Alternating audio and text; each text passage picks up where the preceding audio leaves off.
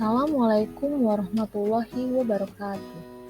Perkenalkan, nama saya Fauzia Rizky Rananda akan menjelaskan mengenai modal ventura.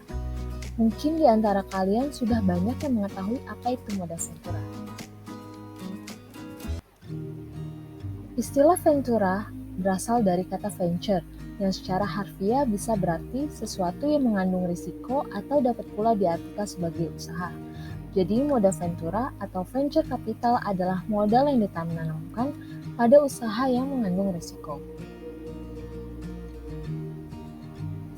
Selanjutnya, karakteristik modal ventura ialah yang pertama, equity atau quasi-equity financing. Dilakukan dengan penyertaan modal langsung pada perusahaan pasangan usaha. Di samping itu, pembiayaan modal ventura dapat pula dilakukan dengan menggunakan instrumen obligasi konversi atau convertible bond. Lalu yang kedua, investasi dengan perspektif jangka panjang atau long term perspektif. Modal ventura tidak mengharapkan perolehan keuntungan dengan memperdagangkan sahamnya secara jangka pendek, akan tetapi mengharapkan capital gain setelah jangka waktu tertentu. Lalu yang ketiga ada risk capital. Dikatakan berisiko tinggi karena pembiayaan modal ventura tidak disertai dengan jaminan, seperti halnya dengan kredit perbankan. Lalu yang keempat, bersifat aktif atau active investment, disertai dengan keterlibatan perusahaan modal ventura dalam manajemen perusahaan yang dibiayai, meliputi manajemen keuangan, pemasaran, dan pengawasan operasional.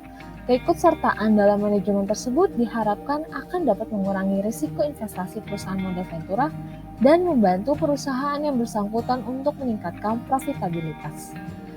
Yang kelima, bersifat sementara. Meskipun pembiayaan modal ventura berupa penyertaan saham, namun pada prinsipnya tetap bersifat sementara. Misalnya, ketentuan jangka waktu penyertaan modal ventura di Indonesia maksimum 10 tahun. Dalam kurun waktu tersebut, diharapkan perusahaan yang dibiayai sudah mencapai tingkat pertumbuhan yang diinginkan, dan selanjutnya perusahaan modal ventura akan menarik diri dengan menjual sahamnya atau divestasi pada perusahaan pasangan usahanya. Lalu yang keenam, keuntungan berupa capital gain dan dividen. Keuntungan yang diharapkan diperoleh perusahaan modal ventura melalui capital gain atau apresiasi nilai saham di samping dividen. Lalu yang terakhir ada rate of return. Bidang usaha yang umumnya dibiayai oleh modal ventura adalah yang bersifat terobosan-terobosan baru yang menjanjikan keuntungan nilai yang tinggi. Selanjutnya ada model investasi modal ventura. Metode modal ventura terbagi menjadi dua, yaitu yang pertama ada single tier approach.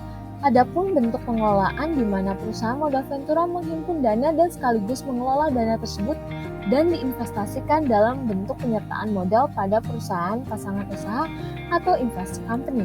Dengan mekanisme ini, perusahaan modal ventura berfungsi sebagai perusahaan penyedia dana atau fund company dan perusahaan pengelola dana atau manajemen company.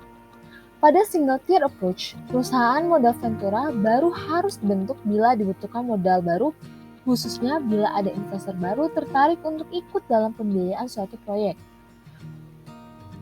Selanjutnya, yang kedua ada metode two-tier approach. Merupakan pendekatan yang dianut oleh banyak negara, mengingat sifatnya yang lebih fleksibel. Pendekatan ini pada prinsipnya adalah suatu bentuk mekanisme pengelolaan modal ventura di mana melibatkan dua badan usaha yang terpisah, yang satu sebagai perusahaan yang menyediakan dana atau fund company dan perusahaan lain yang bertindak sebagai pengelola perusahaan atau manajemen company yang melakukan pengelolaan fund company yang bersangkutan. Dapat dilihat bahwa pola pengelolaan modal ventura menurut pendekatan ini dilakukan secara terpisah, di mana fund company semata-mata hanya sebagai perusahaan yang menyediakan dana, sedangkan manajemen company berfungsi dan bertanggung jawab atas pengelolaan dana tersebut. Selanjutnya ada startup life cycle. Di sini ada 5 tahapan siklus hidup bisnis. Banyak bisnis umumnya mengikuti jalur serupa dalam siklus hidup bisnis. Beberapa bisnis mungkin melewatkan satu tahap dan beberapa tahap mungkin tidak terjadi dalam urutan kronologis yang sama untuk bisnis lain. Namun, Tahap-tahap ini baik untuk sebagai generalisasi dan kategorisasi untuk siklus hidup bisnis. Adapun beberapa tahapnya, yang pertama, pada stage 1 ada seed and development, di mana pada tahap pengembangan produk sering disebut sebagai lembah kematian. Pada tahap ini, biaya terakumulasi tanpa pendapatan yang sesuai. Beberapa produk membutuhkan waktu bertahun-tahun dan investasi modal yang besar untuk mengembangkan dan kemudian menguji efektivitasnya. Dalam bisnis rintisan, tahap ini biasanya didanai oleh usahawan dari sumber daya pribadi mereka sendiri.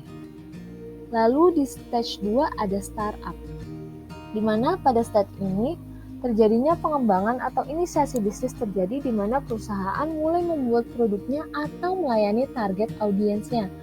Tahap ini dibagi menjadi dua bagian, yaitu proses penelitian atau riset dasar dan pencarian dana yang terjadi sebelum perusahaan secara resmi dimulai. Di samping juga berencana meluncurkan dan menginisiasi penciptaan produk atau layanan produk launch. Lalu yang di stage 3 ada growth and establishment.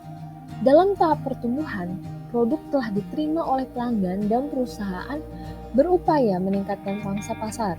Untuk produk inovatif, persaingan terbatas pada tahap ini, sehingga harga dapat tetap berada pada level yang tinggi. Lalu pada stage 4 ada expansion. Pada tahap ini, bisnis telah terbukti berhasil. Perusahaan bisa mencari pasar lain dan mencari tantangan baru untuk melanjutkan ekspansi mereka.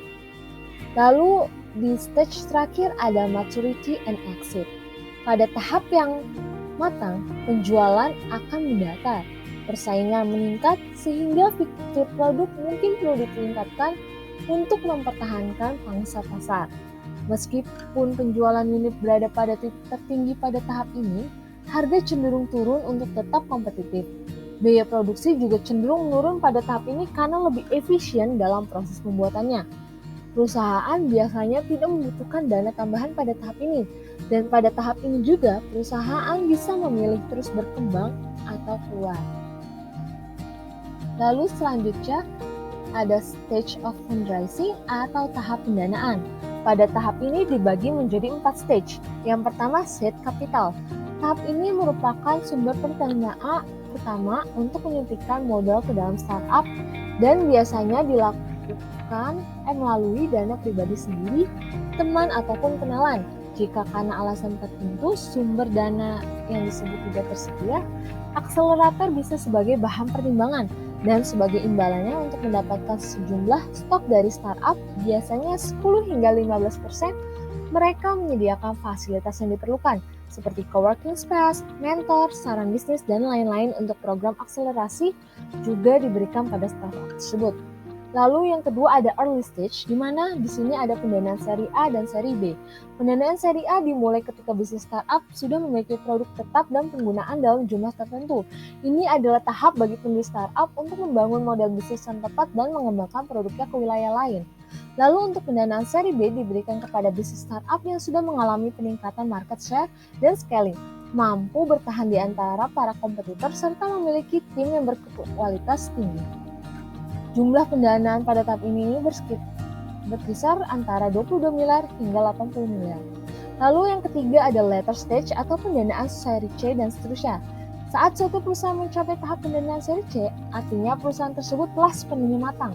Model bisnis yang digunakan bekerja secara efektif, jumlah pengguna terus meningkat, dan perusahaan mampu melakukan akuisisi. Angka pendanaan seri C dapat menyentuh puluhan hingga ratusan juta dolar.